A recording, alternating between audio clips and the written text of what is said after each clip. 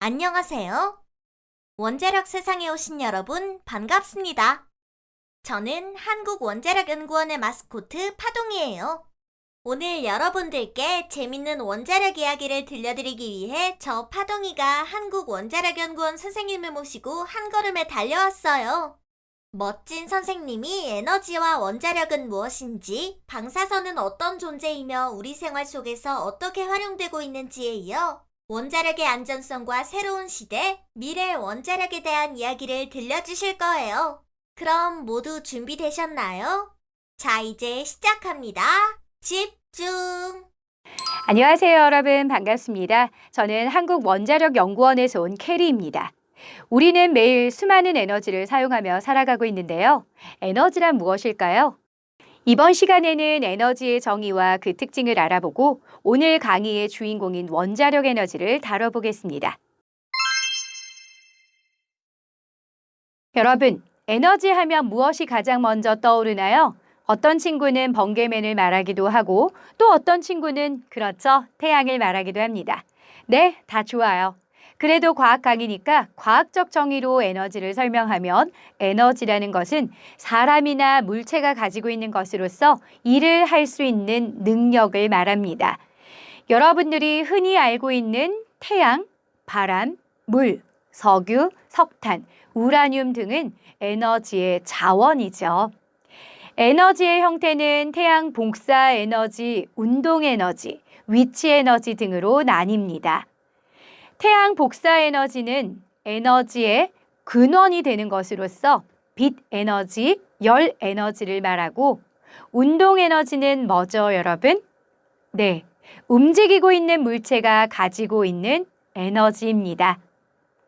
또한 위치 에너지는 잠재적으로 물체의 위치가 바뀔 때 중력에 의해서 변할 수 있는 에너지를 뜻하고, 이 이외에 소리, 전기, 질량, 핵 에너지 등이 존재하고 있습니다. 특히 질량 에너지와 핵 에너지는 오늘 강의 주제와 매우 관련이 깊으니 잘 기억해 주시길 바랍니다. 이렇게 에너지의 종류는 여러 가지인데 여기서 가장 중요한 점은 다양한 형태의 에너지들이 상호 전환될 수 있다는 것입니다. 과학자들은 이것을 에너지 보존의 법칙이라고 하는데요. 즉, 에너지는 사라지거나 새로 생성되는 것이 아니라 다른 형태의 에너지로 전환되는 것이며, 모든 형태의 에너지를 다 더한 총량은 전 우주에서 항상 일정하다는 겁니다.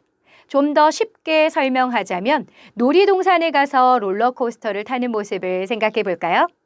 전기의 힘으로 레일이 올라가면서 롤러코스터는 높은 곳에 도달하게 됩니다. 이때 롤러코스터는 위치 에너지를 가지게 되죠. 이후 롤러코스터가 내려오면서 위치 에너지가 운동 에너지로 바뀌고 그 운동 에너지 덕분에 다음 코스를 넘을 수 있게 됩니다.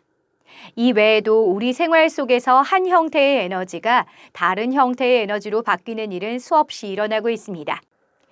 시대에 따라 인류가 주로 사용하는 에너지는 끊임없이 변해왔습니다. 잠시 에너지의 변천사에 대해 살펴보겠습니다. 에너지의 변천사는 크게 원시 시대부터 중세, 18세기, 19세기, 20세기 이후로 나누어질 수 있겠습니다. 먼저 원시 시대입니다. 이 시대에는 여러분들이 모두 잘 알듯이 우리 인류가 불을 발견했습니다. 불이란 무엇일까요? 네, 맞아요. 열 에너지입니다.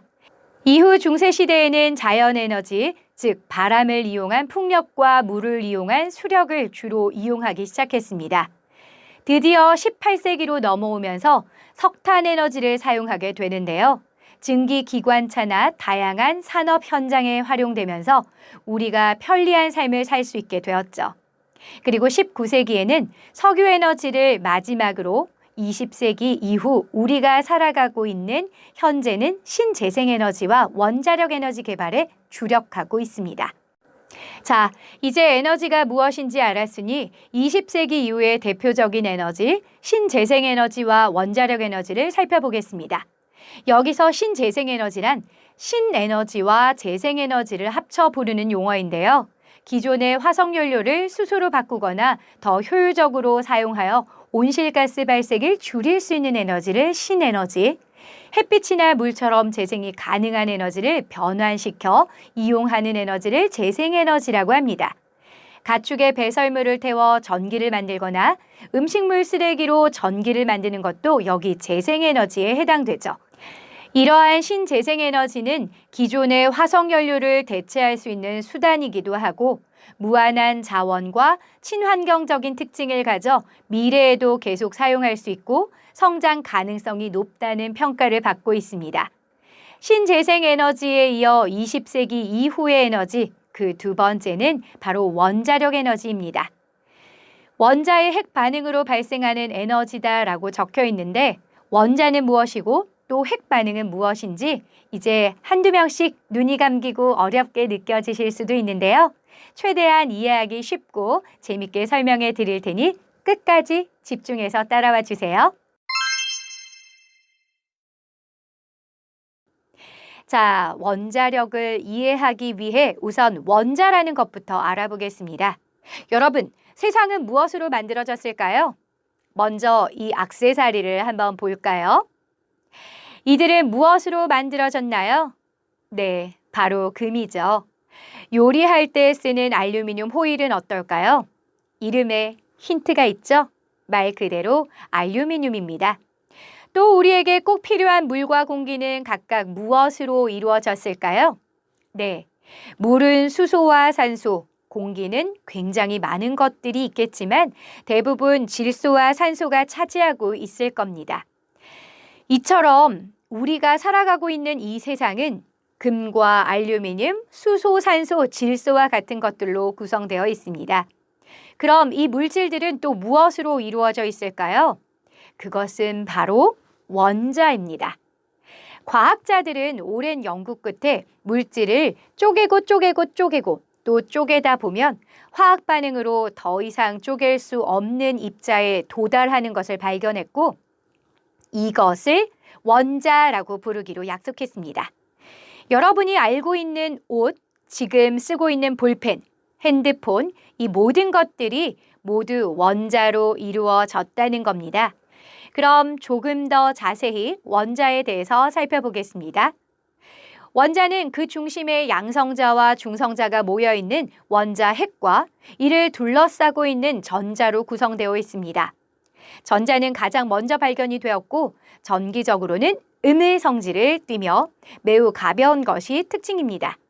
양성자는 전자와 전하량이 동일하나 양의 성질을 띠며 전자에 비해 질량이 1800배 이상 무겁습니다.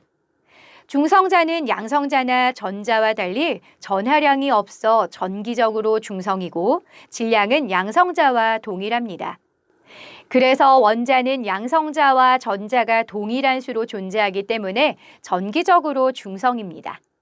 또 자연에 있는 대다수 안정적인 원자들은 원자 핵 내 양성자와 중성자의 수가 비슷합니다. 분명 원자는 우리 눈은 물론 현미경으로 식별할 수 없을 만큼 매우 작은 입자인데 이 안에 원자 핵과 전자가 존재하고 있다는 게 참 신기하죠?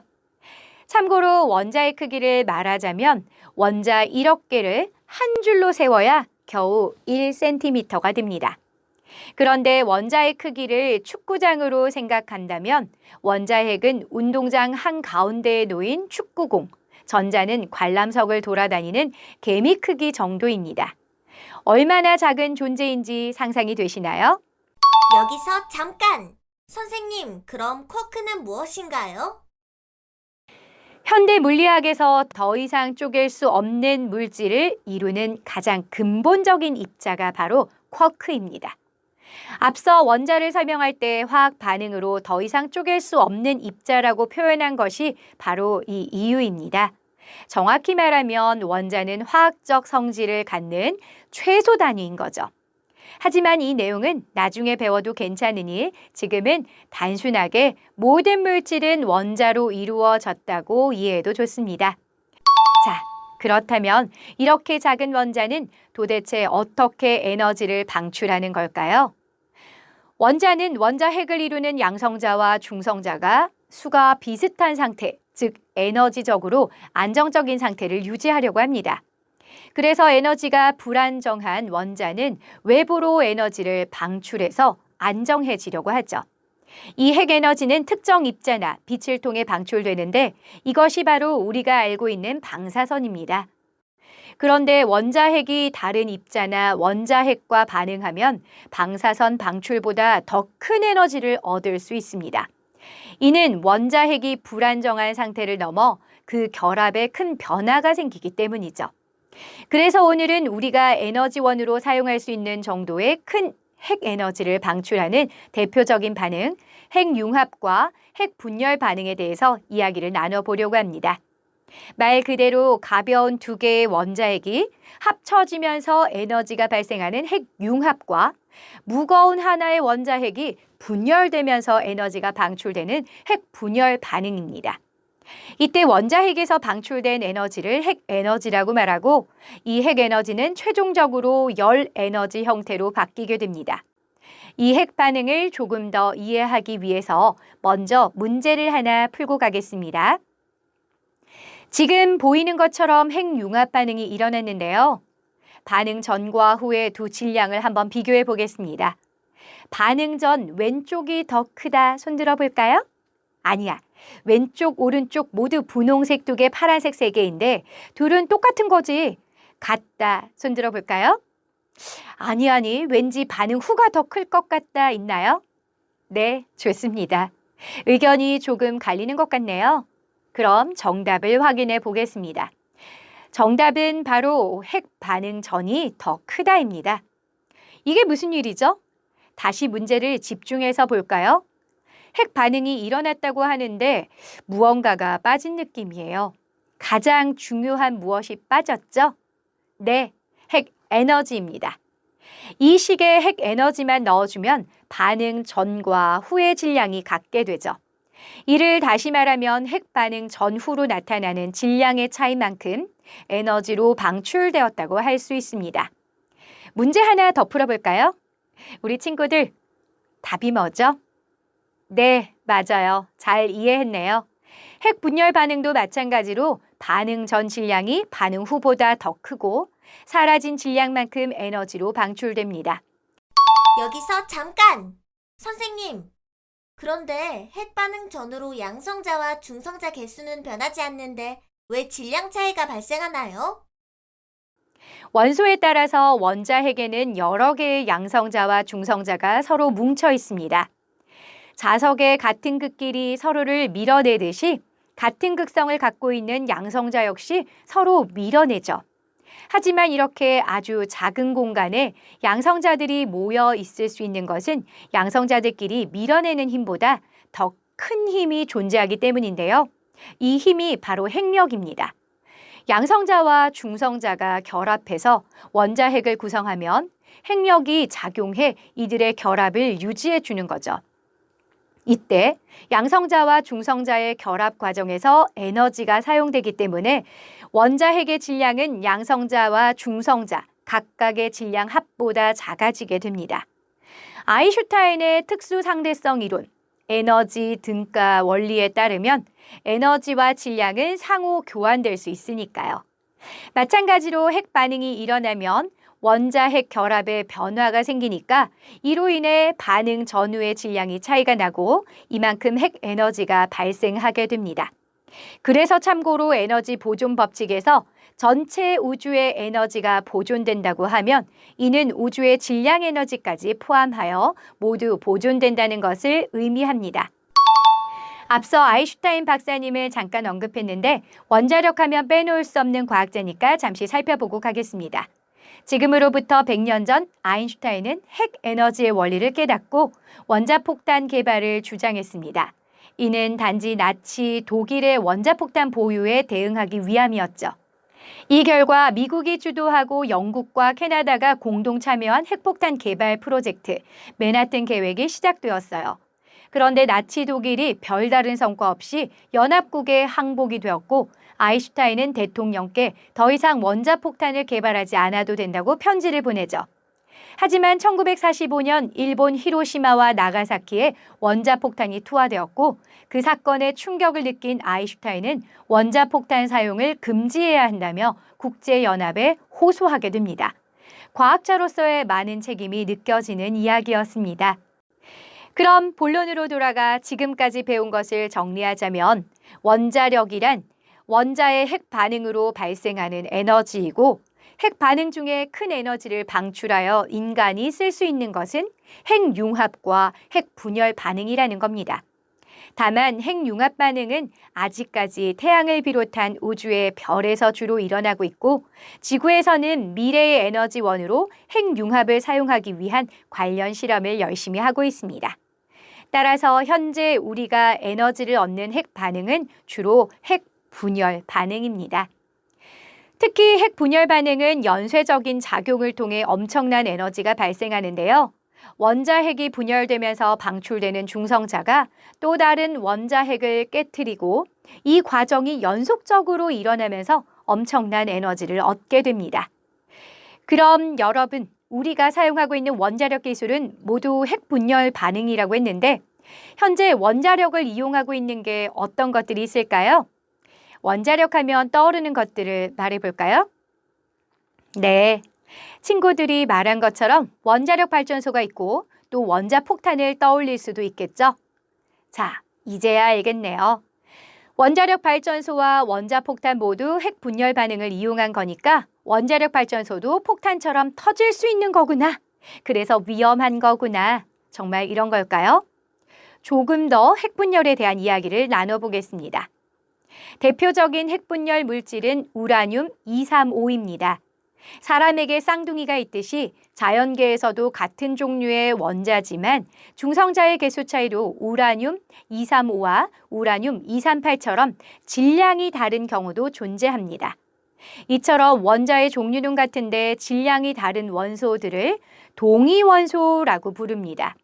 이들은 핵 물리적 성질이 조금씩 다른데 우라늄 235는 중성자와 부딪히면 핵분열이 잘 일어나지만 우라늄 238은 오히려 중성자를 흡수하는 특징이 있습니다.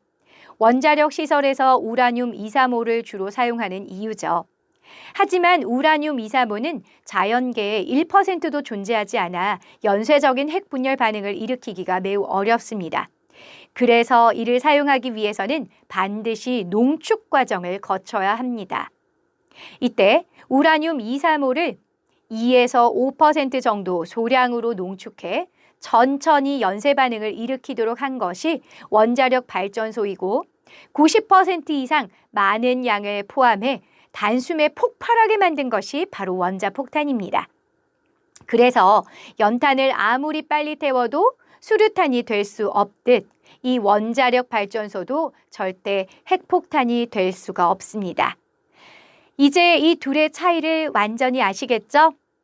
그럼 원자력 발전소는 원자폭탄과 다르다는 것을 알게 되었으니 어떤 원리로 전기를 만드는 건지 조금 더 자세히 살펴보겠습니다. 이번에는 화력 발전과 원자력 발전을 한번 비교해 보겠습니다. 먼저 화력 발전은 석유나 석탄 또는 가스 등 화석 연료를 연소시켜 얻은 열을 사용해 물을 끓이고 여기에서 발생하는 증기로 발전기와 연결된 터빈을 돌려 전기를 만듭니다. 원자력 발전도 화력 발전과 마찬가지로 증기의 힘으로 터빈을 돌려서 전기를 만드는데요. 다만 원자력 발전은 화석 연료 대신 우라늄을 연료로 사용하고 우라늄의 핵 분열 과정에서 나오는 열로 증기를 만든다는 것입니다. 화력 발전소에서 물을 끓이는 장치를 보일러라고 하는데 원자력 발전소에서는 원자로가 화력 발전소의 보일러와 같은 역할을 합니다. 원자로 안에는 핵분열을 일으키는 우라늄과 제어봉, 감속제, 냉각제 등이 함께 들어 있습니다. 우라늄 이외의 것들은 우리가 필요한 만큼의 열을 발생시킬 수 있도록 핵분열 연쇄 반응을 조절해 줍니다. 감속제와 냉각제로는 주로 물을 사용하죠. 그래서 300도 이상의 고온에서 물이 끓지 않도록 원자로 압력을 150기압까지 높여 운전해야 합니다. 이 냉각제는 핵분열로 발생한 열을 증기 발생기로 전달해 줍니다. 이때 증기 발생기는 냉각제와 서로 열을 주고받을 수 있도록 하지만 원자로 냉각제가 증기와 섞일 수 없게 차단되어 있습니다. 비닐팩에 들어있는 보약을 뜨겁게 끓는 물에 넣으면 따뜻하게 데워지지만 물과 보약이 섞이지 않는 것과 같은 원리입니다. 이렇게 증기 발생기에서 생겨난 증기는 터빈을 분당 1800회 정도로 회전시키며 터빈에 연결된 발전기를 통해 전기를 생산합니다. 마지막으로 바닷물이나 강물을 이용한 복수기를 통해 터빈을 돌리고 난 증기를 다시 물로 바꿔주는데요. 증기 발생기와 마찬가지로 열만 전달해 주기 때문에 증기와 바닷물이 직접 만나지는 않습니다. 자, 그럼 원자력 발전이 왜 필요할까요? 첫째로 2019년 전력 통계 정보 시스템에 따르면 원자력 발전은 1kWh당 58.3원, 신재생에너지는 98.9원, 석유는 231.2원으로 다른 에너지원보다 단가가 매우 저렴합니다. 이 단가는 원자력 발전에 필요한 모든 직접 간접 비용뿐만 아니라 원전 해체 비용 등 사후 처리 비용까지 포함된 가격입니다. 둘째, 적은 양으로 대용량 전력을 생산할 수 있다는 점에서 효율성이 매우 높습니다. 아주 적은 양의 우라늄으로도 석유, 석탄과 동일한 전력을 생산할 수 있죠. 셋째, 원자력 발전의 원료인 우라늄은 가격 변동이 적고 세계 전역에 고르게 매장되어 있어 안정적인 공급이 가능합니다. 마지막으로 적은 이산화탄소 배출량입니다.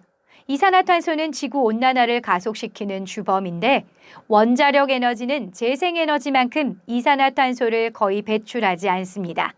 요약하면 우리나라에서 원자력 발전은 값싸고 경제적이며 안정적으로 에너지를 공급할 수 있고 재생에너지만큼 이산화탄소를 적게 배출해 우리에게 큰 도움이 되는 에너지원입니다. 이러한 장점 덕분에 세계의 많은 나라들이 원자력 발전소를 가동하고 있는데요. 국제원자력기구 자료에 따르면 2022년을 기준으로 세계 32개국에서 400개 이상의 발전소를 운영 중이고 17개국 이상이 원전을 건설하고 있습니다. 이외에도 많은 나라에서 원전 도입을 계획하고 있습니다. 그렇다면 우리나라는 어떨까요? 1978년부터 본격적인 상업 발전을 시작해 현재 총 24개의 원자력 발전소를 운영하고 있습니다. 고리 1호기, 월성 1호기와 같이 수명을 다해 더 이상 가동하지 않는 것들도 있고요. 한국수력원자력 홈페이지에 들어가시면 실시간으로 운영 중인 원자력 발전소의 현황을 확인하실 수 있으니 참고해도 좋겠습니다. 이번에는 우리나라의 원자력 발전 역사에 대해서 한번 살펴보겠습니다. 우선 1970년대 외국 기술에 의존하여 우리나라 최초의 원자력 발전소 고리 1호기가 상업 운전을 시작합니다. 이후에도 외국 기술을 받아 원전을 건설했는데 1980년대부터는 우리 기업들이 업체로 참여하면서 관련 기술을 익히게 됩니다. 이를 바탕으로 100% 우리나라 기술인 한국표준형 원전 OPR-1000을 개발하게 되죠. 원자력을 도입하고 불과 20년 만에 이룬 쾌거입니다. 이후 끊임없는 원자력 개발을 통해 안전성과 경제성을 크게 높여 한국 신형 원전 APR-1400을 개발하게 됩니다. 특히 2010년대에는 APR-1400과 연구용 원자로를 아랍에밀레이트, 요르단에 각각 수출하면서 우리 기술을 세계적으로 인정받게 됩니다. 이 모든 과정에는 한국원자력연구원이 함께했는데요. 조금 더 자세히 한국원자력연구원이 이룬 성과를 알아보겠습니다. 연구원은 원자력 발전소뿐만 아니라 핵연료와 연구용 원자로 제작 기술을 확보했습니다. 또 이 연구용 원자로를 통해 방사성 의약품도 개발했죠. 이 외에도 대한민국에 단 하나뿐인 원자력 연구시설들을 구축하고 다양한 원자력 기술들을 새롭게 개발했습니다. 아주 대표적인 내용 몇 개만 말씀드렸는데요. 연구원이 어떤 일을 했는지 조금 더 궁금한 친구들은 연구원 홈페이지나 유튜브를 통해 자세한 내용을 확인할 수 있으니 나중에 알아보는 시간을 가지면 좋겠습니다. 자, 이렇게 해서 원자력에 대해 쭉 살펴보았는데요. 어떠셨나요? 원자력에 대해 이제 조금 알게 되셨나요? 여러분들의 이해를 조금이나마 도울 수 있는 시간이었길 바랍니다. 그럼 우리 다음 시간에 만나요.